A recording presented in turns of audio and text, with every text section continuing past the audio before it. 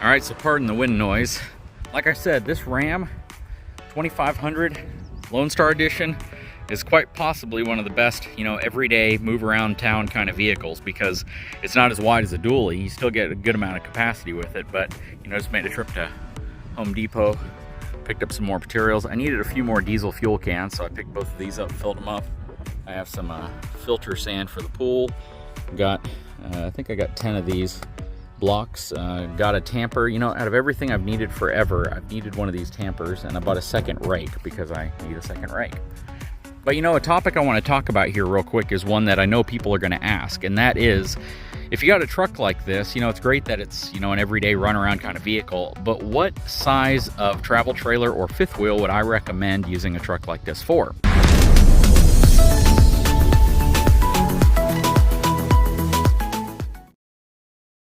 All right, so we know that this has the 370 horsepower and 850 pound-foot of torque Cummins diesel in it. This also has air ride rear suspension, as well as the fifth wheel gooseneck prep package on the back, and it has just a hair under 2,000 pounds worth of cargo capacity.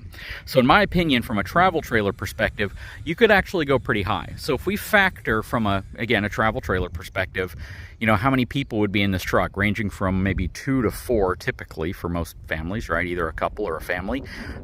You're probably going to have about, and again, this is total truck weight with everything in it loaded up for camping, not including the RV. You'll probably have between 600 and 900 pounds worth of weight inside of this truck. So that's going to take away from that 2,000 pound cargo capacity, leaving you with anywhere between 1,100 to 1,400 pounds worth of remaining cargo capacity.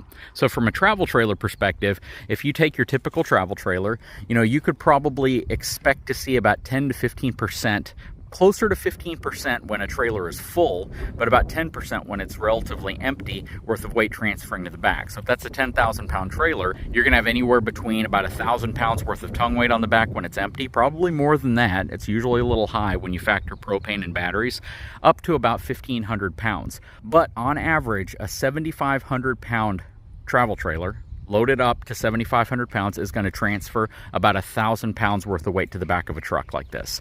So again, depending on the size of your trailer, this would be good for your larger family travel trailers. This would be. However, just keep in mind, you can really quickly get over the maximum cargo capacity of this truck if you're not careful. Now, from a fifth wheel gooseneck perspective, you got to be a bit more conservative in that sense, because they tend to transfer more weight to the back of your truck. You're probably going to expect to see closer to 2,000 pounds or more worth of pin weight transferring to the back of your truck with a fifth wheel or gooseneck. So just keep that in mind. They do make some trailers, some fifth wheels, some goosenecks that would be appropriate for this, but just really focus in on how much weight you're transferring to the back of this truck, because the cargo capacity on this truck just really isn't that high. So just keep that in mind. But for your larger travel trailers, anything, I'd probably say between 7,500 and 10,000 pounds. If you balance it properly, if you don't overload them, you keep them relatively light, this would be a really good truck for those applications, especially with that powerful Cummins engine. So just wanted to give you guys kind of my opinion on how to spec this out. Now again, towing knowledge, towing experience, understanding dynamics of weight and balance, understanding where to put weight, where to position it, and really getting your RV weighed. That's really what's going to determine what you can really safely carry. And I know I'm saying really a bunch of times here, but the truth is, it is going to determine the real capacity, the real capabilities of this truck whenever you're hauling an RV. So I always want you to focus on that, because again, my goal for you is that you have a safe towing experience that you're confident and comfortable doing. You don't want to have an experience where you're white knuckling it the whole time thinking, did I get enough truck? So my numbers generally are to give you my opinion on what I feel this is the right amount of truck for in terms of a travel trailer or an RV. When it comes to utility trailers, cargo trailers, things like this, you have a lot more flexibility where you can put the weight in the trailer. So if I don't want all the weight on the pin, I can move it closer to the axles, but you typically want the weight positioned above and slightly in front of your axles. But you have that flexibility with a trailer like this. With RVs, you really don't. You have very little flexibility in terms of where you can put weight, and oftentimes the dry weight of the RV does not factor into account the propane cans or the batteries. So that usually is going to add about 150 pounds to it whenever you're done.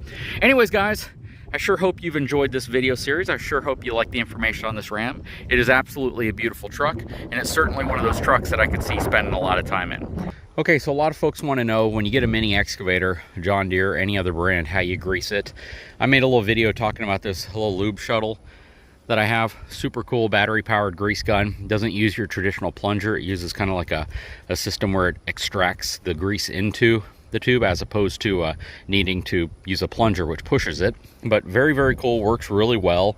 But regardless of the grease gun you have, this is all really the same. An electric grease gun is certainly going to be more user-friendly, and it's not going to require as much, muscle fatigue in your hand when you do this. But the first thing you want to do is identify all your grease zerks, wipe them off. Just wipe off the front of them. You don't want to force grease into any of these zerks. So I just go around with my rag.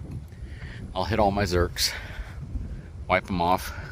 I wouldn't recommend doing this as you grease. And the reason why I wouldn't recommend doing this as you grease is because you tend to kind of forget to do it because you're carrying two different things around. So the best way to do this is always just to go around first with a rag so your zerks in the front are all clear of any grease or gunk, because you don't want to pump that into the actual bearing themselves. There's one up there. I got to get to the top. And they're all over this thing. And if you're wondering where all of your grease points are, you actually have a little diagram on the back that you can look at to quickly see where all your grease zerks are located, because you're going to have a bunch of them.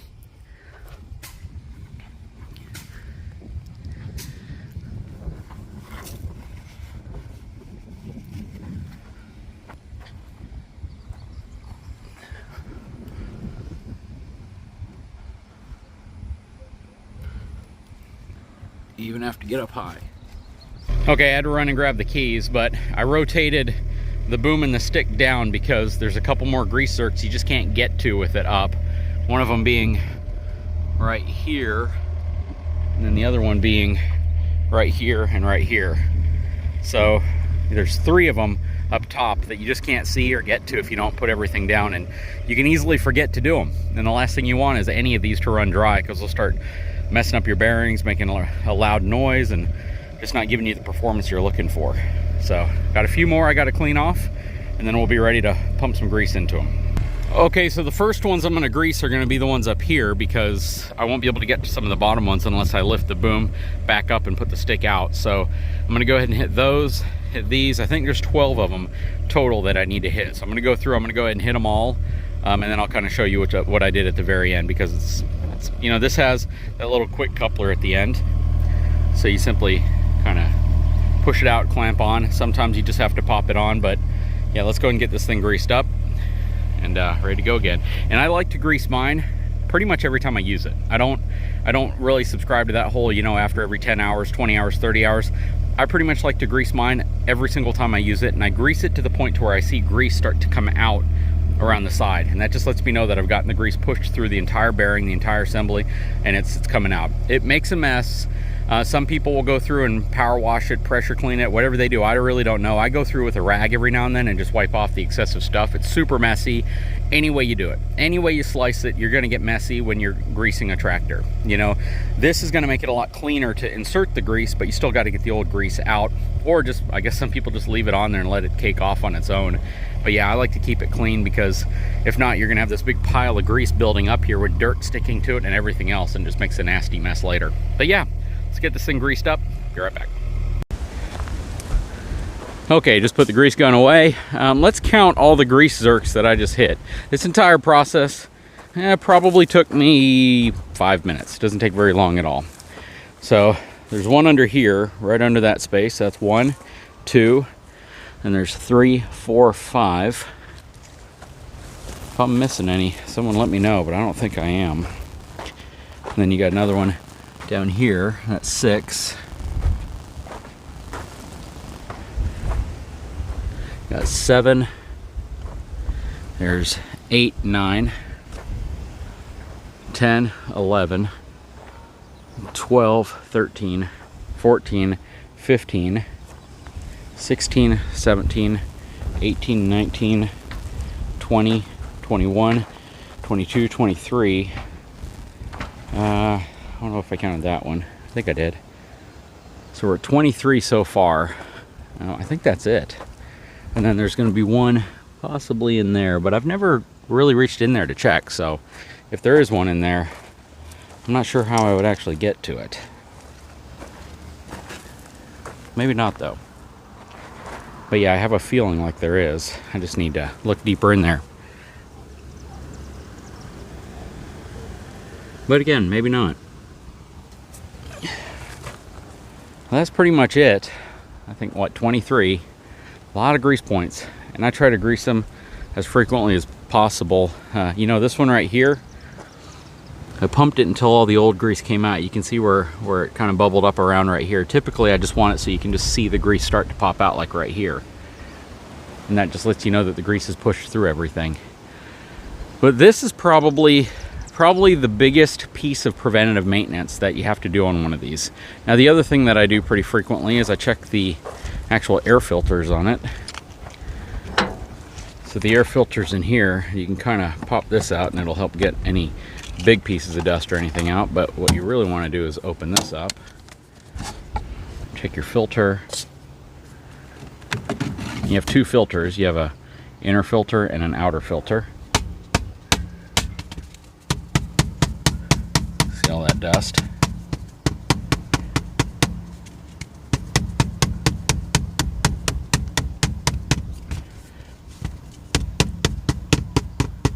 A lot of dust in here.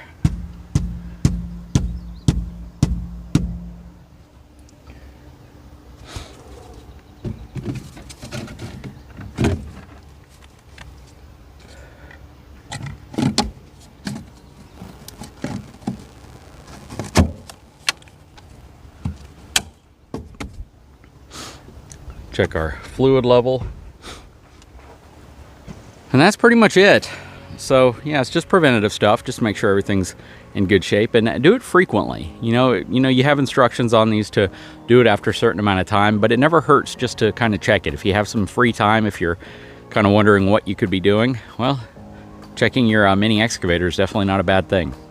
Anyways, just wanted to throw this in because, you know, it's something that I now have to do that I didn't have to do before, as well as the zero turns and the tractor and everything else. So I use a lot of grease. I mean, I go through a lot of grease. I probably go through a tube of grease probably each week, just making sure that everything's maintained, greased up. Not just this, but also the bad boy tractor, as well as the two zero turn mowers that we have, because we put a lot of time, as well as the Texas Pride trailers, because all of them have grease zerks everywhere. So I don't grease those quite as often. Those get greased probably maybe once a month.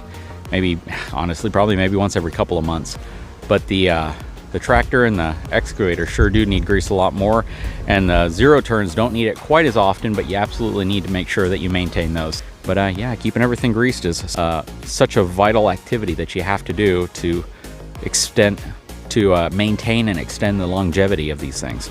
Anyways, guys, I sure hope you've enjoyed this little segment at the end of the other part of the video, because, you know, it's a good place to plug it in and you still get your truck and RV content. Guys, if you haven't had a chance, please take a moment, subscribe to my channel, give me a thumbs up, and we'll talk to you again very soon.